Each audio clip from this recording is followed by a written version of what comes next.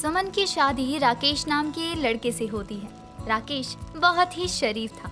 शादी के बाद सुमन का भाई रवि भी उसके ससुराल में रहा करता। ऐसे ही एक रात सभी खाना खा रहे होते हैं और रवि को साथ में ना देखकर राकेश कहता है, सुमन, साले साहब कहाँ हैं? खाना नहीं खाना क्या उनको? जी वो अभी तक घर नहीं आया है। वो जैसे ही घर आ जाएगा मैं उसको खाना खिला दूंगी। अरे रात के 9 बज गए हैं लेकिन अभी तक घर नहीं आए हैं। कहीं किसी गलत संगत में तो नहीं पड़ गए हैं ना? कैसी बात कर रहे हैं राकेश जी आप? आपको पता है ना मेरा भाई बहुत शरीफ है। हो सकता है किसी काम के चक्कर में कहीं फंस गया हो। नहीं, मैं तो बस ऐसे ही बोल रहा हूँ क्योंकि तुमको तो पता है ना कि आजकल का जमाना कैसा है। खैर छोड़ो, तुम भी जल्दी से खाना खाकर सो जाना। राकेश इतना कहकर वहाँ से अपने कमरे में सोने चला जाता है। कुछ देर बाद रवि नशे की हालत में घर आता है। दीदी, ओ दीदी, जल्दी से खाना लगा दो, बहुत भूख लगी है। तू आज फिर नशा करके आया है। ये तो शुक्र मना कि तेरे जीजा सो गए हैं। अगर उनको पता चला कि तू सट्टा खेलता है और मैं तेरा साथ देती हूँ तो वो तेरे साथ साथ मुझे भी इस घर से धक्के देकर निकाल देंगे। क्या दीदी, आपने तो मेरा सारा मूड खराब कर दिया। आज तो मैं कुछ पैसे लेकर आया था ताकि मैं आपको दे सकूं, लेकिन आप तो मुझ पे ही गुस्सा करने लग गई। पैसे का नाम सुनते ही सुमन का सारा गुस्सा खत्म हो जाता है और वो अपने भाई को खाना देते हुए कहती है, अच्छा ये सब छोड़, चल खाना खा ले। भूखा होगा ना मेरा भाई? हाँ, ये हुई ना मेरी प्यारी बहन वाली बात। देख भाई, मैं तुझे बार बार समझा रही हूँ, अगर राकेश जी ने तुझे कभी सट्टा खेलते पकड़ लिया तो बहुत बुरा हो जाएगा। इसलिए थोड़ा समय पर घर आना सीख जा। दीदी, आप दोबारा शुरू हो गई।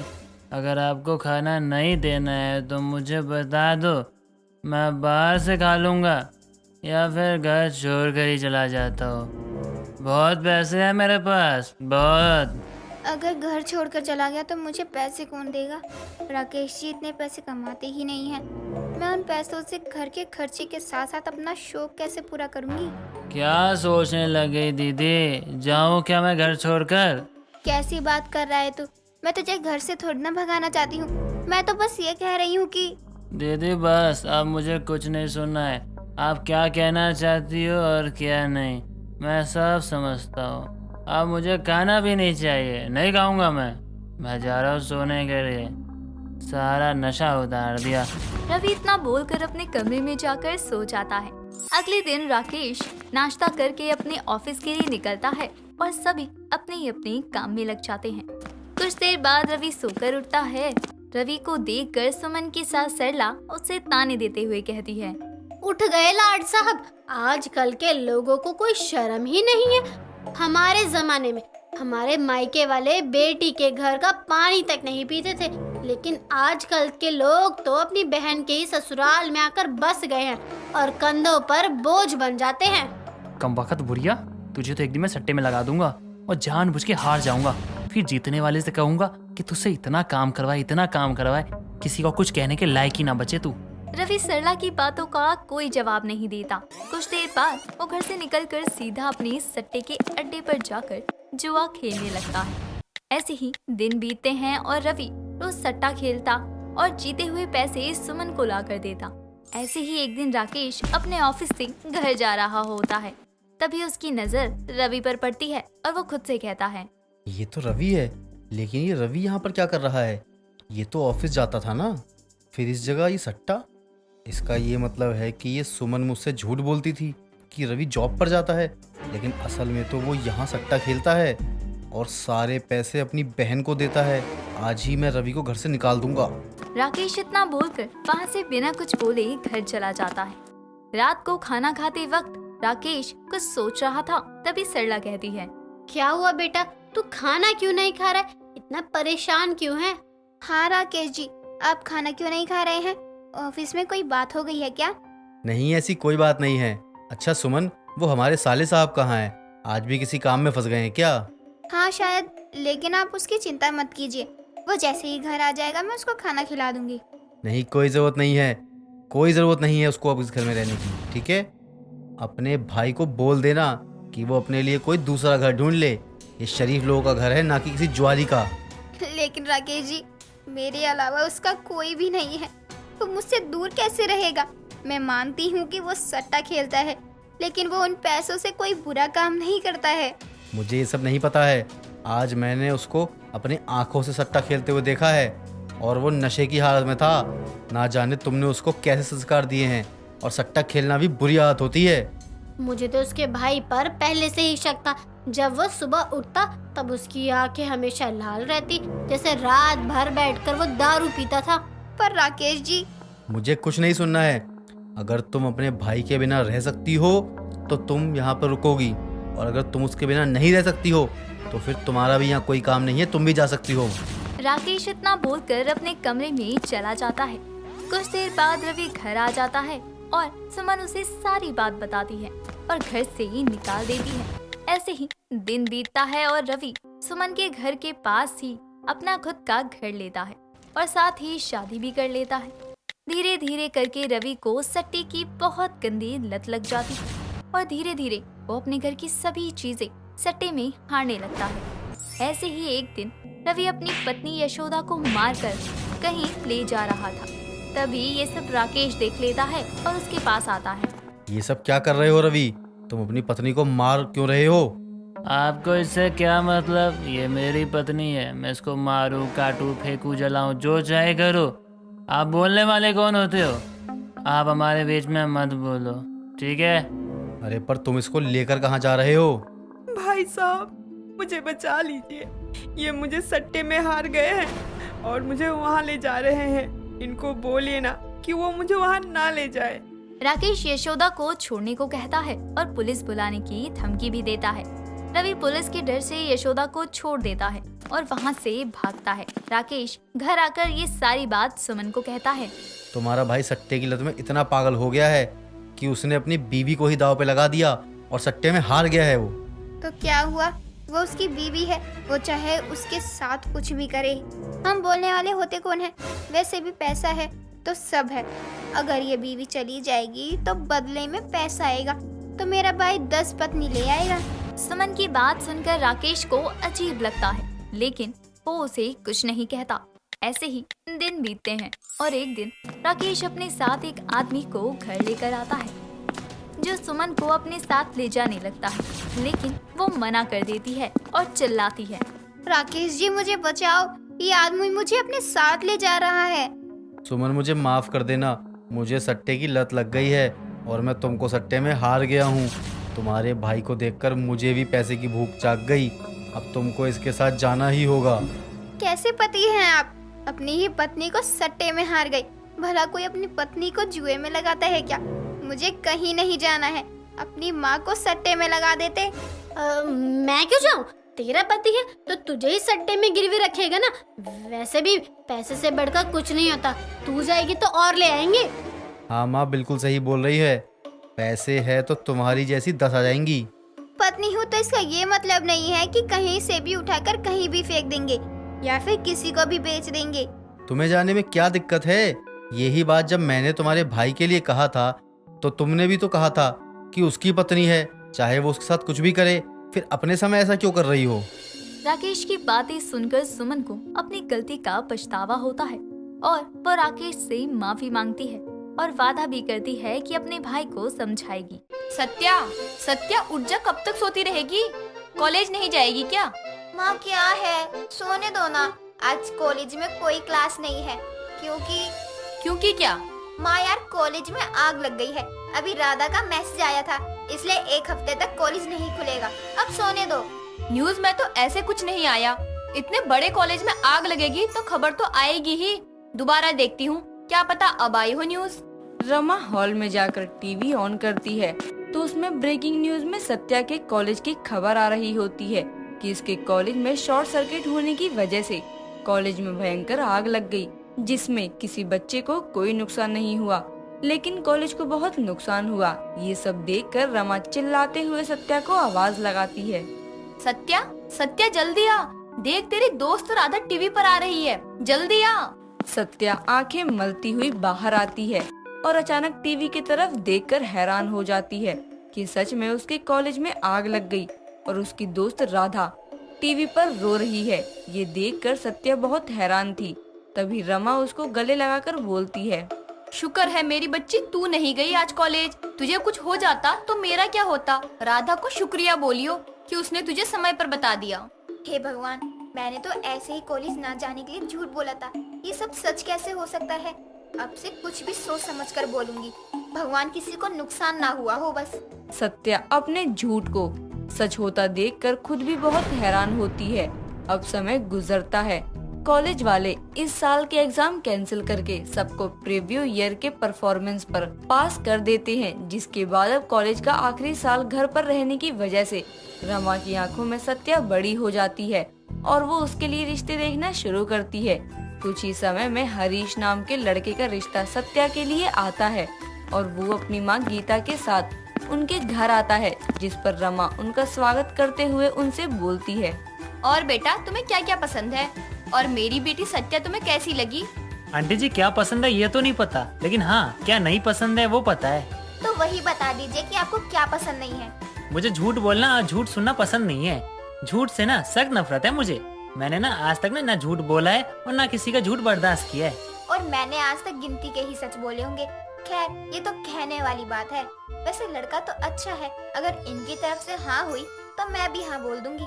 ये तो अच्छी बात है बेटा, झूठ बोलना भी क्यों।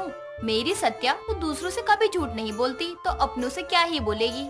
चलिए बहन जी, फिर अगर बच्चों को कोई ऐतराज नहीं है तो रिश्ता पक्का करके ही जाते हैं हम आज। जी जी, जैसा आप ठीक समझे।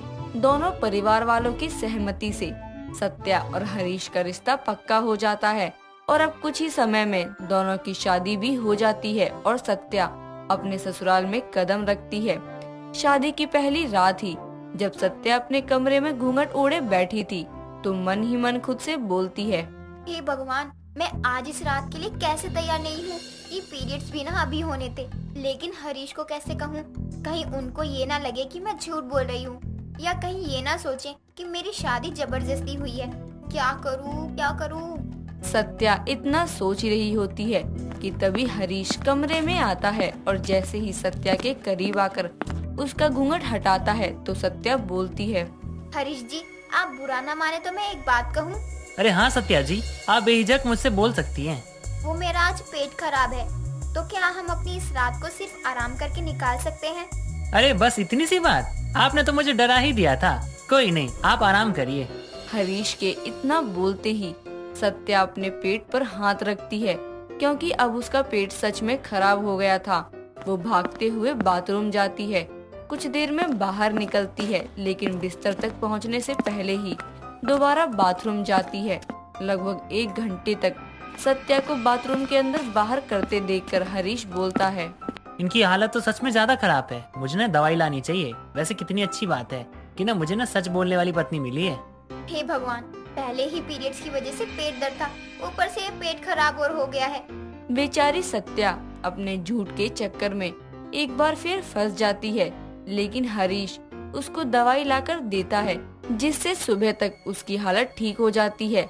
लेकिन उसको सुबह उठने में देर हो जाती है और लगभग 10 बजे नहा धोकर सत्या रसोई में आकर खड़ी हो जाती है। इतने में वहाँ गीता आती है और सत्या को रसोई में देखकर बोलती है, अरे बहू, तू रसोई में है? मुझे लगा आराम कर रही होगी, कल तबीयत खराब थी ना तेरी।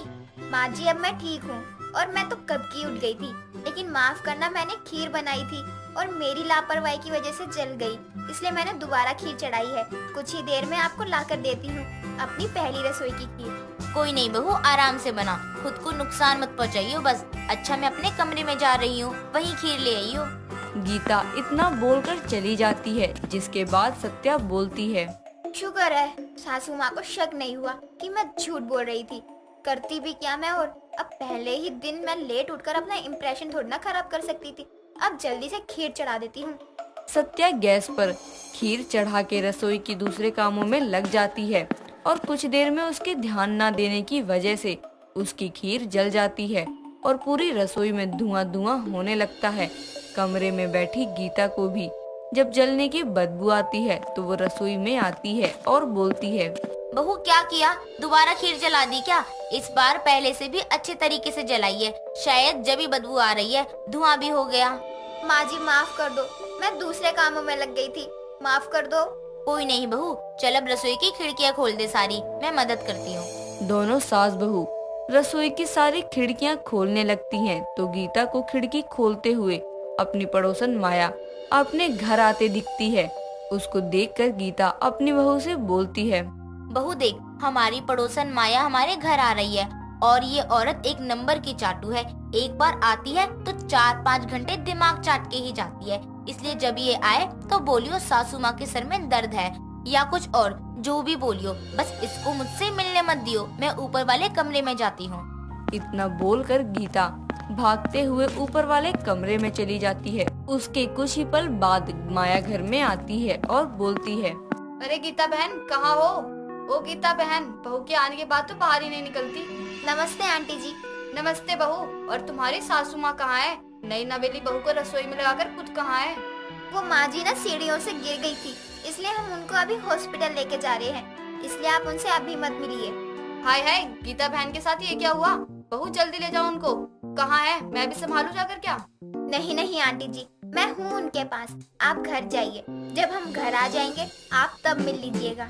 सत्या के इतना बोलते ही माया परेशान होती हुई चली जाती है और ऊपर से ये सब सुन रही गीता खुद से बोलती है, ये मेरी बहू झूठ कितनी सच्चाई से बोलती है, जैसे सच ही हो। खैर वो गई, अब मैं नीचे जाती हूँ। गीता सीढ़ियों से नीचे आने लगती है, तभी उसका पैर फिसलता है और वो सीधा नीचे आकर गिरती है। ये देख सत्या जल्दी से गीता को संभालने जाती है और बोलती है, माँ जी ये क्या हुआ? माँ जी मैंने तो झूठ बोला था, ये सच कैसे हो गया? माँ जी बोलिए ना। बहू हॉस्पिटल। सत्या जल्दी से एम्बुलेंस को बुलाकर गीता को हॉस्पिटल लेकर जाती है, जहाँ हरीश भी आ जाता है। कुछ देर में गीता को होश आता है तो सत्या बोलती है, माँ जी मुझे माफ कर दो, मैंने तो आपको माया आंटी से बचाने के लिए झूठ बोला था कि आप सीढ़ियों से गिर गईं, लेकिन ये सच हो जाएगा मुझे भी नहीं पता था। क्या झूठ मेरे घर में? चुप तू, उसने मेरे कहने पे ही बोला था। बहू कोई नहीं, गलती मेरी भी है, मैंने झूठ बोलने को कहा, पता है, इसलिए मेरा बेटा मना करता है झूठ बोलने से, क्योंकि झूठ कभी कभी ऐसा होता है कि अगर वो सच हो जाए तो हमें दुख होता है और वो हमें सच से ज्यादा चोट देता है। इसलिए आज के बाद मैं ना खुद झूठ बोलूंगी और ना तुझे बोलने को कहूँगी। हाँ माँ जी, मैं आज के बाद कभी भी झूठ नहीं बोलूंगी। पहली बार मेरे झूठ से किसी अपने को चोट पहुँची है, इसलिए आज के बाद मैं कभी भी कैसा भी झूठ नहीं बोलूंगी। सत्या पर कोई पावर नहीं थी जो उसका झूठ सच कर देती थी। ये शायद बस उसके लिए एक सबक था कि झूठ हमेशा बर्बादी ही लाता है, इसीलिए सच को छुपाने के लिए कभी भी सच से बड़ा झूठ नहीं बोलना चाहिए। मेरा मतलब झूठ ही नहीं बोलना चाहिए। कमला बाजार में सब्जियां बेच रही होती है, तभी उसके पास एक औरत जाती है और बोलती है, अरे बहन जी, भिंडी और टमाटर कैसे दिए? जी, भिंडी 50 रुपए किलो है और टमाटर 80 रुपए किलो, बताओ कितना देना है? अरे इतने महंगे? सब्जी बेच रही हो या सोना बेच रही हो? इतना महंगा तो सोना भी नहीं आता होगा जितना आप सब्जी बेच रही हो। ठीक ठीक दाम लगाओ ना। सब्जी ही इतनी महंगी हो गई है, अब हम क्या ही कर सकते हैं, मंडी में भी यही दाम है सब्जियों का। हाँ, महंगी तो जैसे आपकी ही सब्जी हो रही है ना। बाकी जगह पर जाकर देखो तो वो इतनी महंगी नहीं दे रहे हैं जितनी आप दे रही हो। पहली बार सब्जी बेच रही हो क्या? मेरा तो काम ही सब्जी बेचने का है, आप ही शायद यहाँ पहली बार आई हो, तभी तो आपको सब्जी का कोई भी हिसाब नहीं है। सब्जी तरकारी के दाम तब आसमान छू रहे हैं। यहाँ खड़े होकर बहस करने से अच्छा है कि बताओ कितने में दोगी? इतनी सारी सब्जियाँ 2-2 किलो चाहिए, बताओ कुल मिलाकर 100 रुपए में दे रही हो या नहीं? अरे दीदी, ये आप क्या बातें कर रही हैं? इतने में तो हमारी मेहनत भी नहीं निकल रही है। मंडी से सब्जी लाकर यहाँ बेचना, नहीं, इतना तो कम हो ही नहीं सकता है, आप कहीं और से ही देख लो। अरे वाह, गरीब सब्जी वाली है, लेकिन तेवर तो ऐसे दिखा रही है जैसे पता नहीं कहाँ की मालकिन हो। पूरे बाजार में एक तू ही सब्जी नहीं बेच रही है, और भी लोग सब्जी बेचते हैं। बड़ी आई है। बहन जी, अगर कहीं से सस्ती मिल जाए तो वहीं से ले लीजिएगा, क्यों खामखा आप अपना समय बर्बाद कर रही हो? और वैसे भी आप तो अमीर हो ना, तो क्यों मुझ जैसी गरीब सब्जी वाली से मोल भाव कर रही हो? आपको क्या ही फर्क पड़ता है 2 पैसे ज्यादा दे देने से? वाह वाह, अमीर हो तो क्या मैं अपने सारे पैसे तुझ जैसे पर बर्बाद करूं? तुम जैसों को तो मैं अच्छे से जानती हूँ। अमीर लोग देखे नहीं कि अपनी गरीबी का रोना शुरू कर देते हैं। जानबूझकर हमें महंगी सब्जी बेचना चाहते हो ना, लेकिन बाकियों की तरह मैं तुम्हारी बातों में नहीं आने वाली हूँ। वो औरत कमला को इतना सुनाकर वहाँ से चली जाती है और कमला के ठेले से थोड़े आगे की दूसरी सब्जी वाले से सब्जियाँ खरीद लेती है। कमला को उस औरत की बातें बहुत ही बुरी लगती हैं, लेकिन कमला करती भी क्या, वो बेचारी अपने काम में ही लग जाती है। पूरे दिन वहाँ सब्जी बेचने के लिए ही बैठी होती है, लेकिन एक दो से ज्यादा कोई सब्जी नहीं लेने आता है, क्योंकि महंगाई ही इतनी बढ़ गई होती है। लोगों को अपनी इच्छाओं को मारना पड़ रहा था। शाम को कमला उदास मुंह लेकर अपने घर जाती है तो कमला की लड़की नीता कमला से बोलती है, माँ अब आ गई। मुझे ना कॉलेज में कुछ प्रोजेक्ट जमा करने थे, तो उसके लिए कुछ पैसे चाहिए। बेटा सब्जी कोई लेता ही नहीं है जल्दी, इतनी महंगी सब्जी हो रही है। अब जब कोई लेगा ही नहीं तो पैसे कहाँ से आएंगे? और तो और वो सारी सब्जियाँ पड़ी पड़ी खराब भी हो रही हैं। माँ मुझे स्कॉलरशिप मिली थी, इसलिए मैं कॉलेज जा पा रही हूँ, लेकिन अब थोड़ा बहुत खर्चा भी आप नहीं उठा सकती हो क्या? मैं कौन सा आपसे कॉलेज की पूरी फीस मांग रही हूँ। बेटा मैं सब जानती हूँ, लेकिन तू भी तो थोड़ा समझना। मैं अकेले ही सब कुछ संभालती हूँ और अब तेरी शादी के लिए भी तो मुझे अकेले ही देखना है। इतना सब कैसे करूँगी? और अब तू भी मुझे ही बोल रही है। तो किसे बोलने जाऊँ मैं? आप हो के समझने का नाम ही नहीं ले रही हो। मुझे मेरे कॉलेज में प्रोजेक्ट के लिए पैसे चाहिए, आप मना क्यों कर रही हो? थोड़े बहुत ही सही, लेकिन होंगे ना आपके पास? हाँ है तो, लेकिन कल मुझे मंडी से सब्जी भी लानी है, इसलिए वो पैसे रखे हैं। तुझे दे दूंगी तो सब्जी कहाँ से लेकर आऊंगी? वो भी तो मुझे ही देखना है ना। माँ मुझे कुछ नहीं सुनना है, आप मुझे पैसे दे दो। आपकी सब्जी बेचने से वैसे भी कुछ नहीं मिलने वाला। कम से कम मैं पढ़ाई लिखाई कर लूंगी तो वही अच्छा होगा मेरे लिए। मुझे आपकी तरह सब्जी नहीं बेचनी है। ठीक है, तू परेशान मत हो, मैं कुछ करती हूँ। कहीं से पैसों का इंतजाम हो जाए, मैं तुझे ला कर दे दूंगी। मैं थोड़ी ना चाहती हूँ कि तू मेरी तरह सब्जी बेचे। माँ अभी हाँ कर रही हो, लेकिन बाद में मना मत करना, क्योंकि मुझे परसों से ही अपने दोस्त के साथ प्रोजेक्ट की शुरुआत करनी है, इसलिए मुझे परसों ही दे देना पैसे। ठीक है, चल अब मैं खाना बना देती हूँ, वरना बातों बातों में रात ही निकल जाएगी। कल सुबह सुबह मंडी के लिए भी तो निकलना ही होगा ना, और तुझे कॉलेज भी जाना ही है। इतना बोलकर कमला काम करने लग जाती है। ऐसे ही नीता हमेशा अपनी माँ को अपनी गरीबी को लेकर सुनाती रहती थी। कमला बेचारी कितनी भी कुछ कर ले, लेकिन नीता को अपनी माँ के हालात पर थोड़ा भी तरस नहीं आता था और वो अपने में ही लगी रहती थी। अगले दिन कमला कहीं से पैसे उधार लेकर नीता को कॉलेज प्रोजेक्ट के लिए पैसे लाकर दे देती है। कुछ दिनों बाद कमला सब्जी बेचने के लिए जा रही होती है कि तभी बारिश होने लगती है और कमला की सब्जी पर बारिश की वजह से थोड़ा पानी पड़ जाता है। जल्दी से कमला सब्जी लेकर घर आ जाती है और नीता कमला को देखकर बोलती है, माँ आप इतनी जल्दी कैसे आ गई? वैसे तो रात में आती हो, तो अब इतनी जल्दी कैसे आ गई आप? वो जैसे ही मैं सब्जी बेचने के लिए निकली, तभी थोड़ी दूर में बारिश होने लग गई। सब्जी गीली हो गई, इसलिए मैं वापस आ गई। वही कहीं सब्जी बेचने लगती ना। अब घर आई हो तो जो 4 पैसे भी आ रहे थे वो भी नहीं आएंगे। वहाँ पर रहकर भी क्या करती? सब्जी गीली होकर सड़ जाती तो क्या फायदा होता? पैसे भी सारे खराब हो जाते। और तू मुझे क्या बता रही थी इन सब के बारे में? मुझे तुझसे ज्यादा अकल है। हाँ पता है, तभी तो बिना बात के पैसे ही फूकने आते हैं आपको। जब पता है सब्जी बेचने से कुछ नहीं हो रहा है, फिर भी सब्जी ही बेचना है आपको।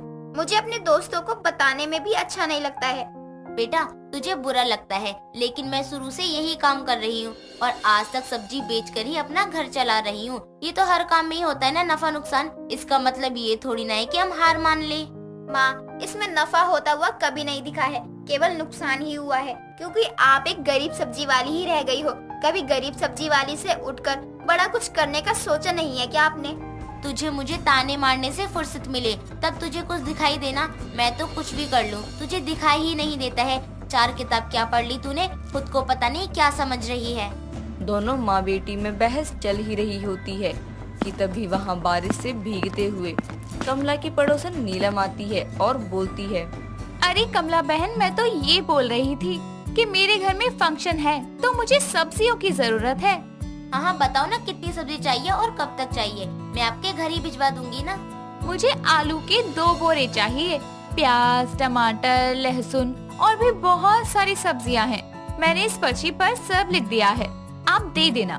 बस ऐसे ही सब्जियां लेनी है या पैसे की भी बात करोगी? बिना पैसे तो यहाँ कुछ नहीं होता है और आप तो बस पर्चा थमा कर जा रही हो।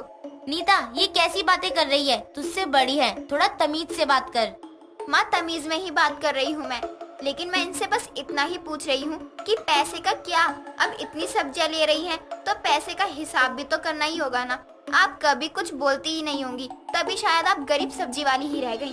बस कर, तेरी माँ कुछ बोल नहीं रही, इसका मतलब ये नहीं कि तू कुछ भी बोलती जाएगी। ऐसा भी क्या गलत बोल दिया मैंने? आप मेरे ऊपर इतना क्यों भड़क रही हो? सही बोल रही हूँ मैं। तेरे कॉलेज के प्रोजेक्ट के लिए जो पैसे चाहिए थे ना, वो तेरी माँ ने मेरे से ही लिए थे। माँ, आपने मुझे बताया क्यों नहीं?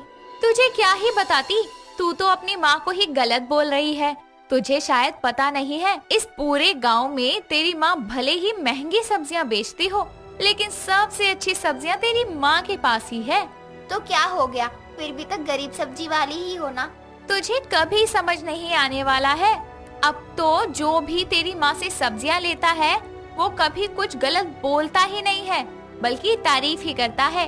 इतनी बारिश हो रही थी, मैं किसी और को भी सब्जी के लिए बोल सकती थी, लेकिन यहाँ इसलिए आई हूँ क्योंकि तेरी गरीब माँ की सब्जियाँ ही सबसे ताजी रहती है, जिनसे तेरा भी पेट भरता है।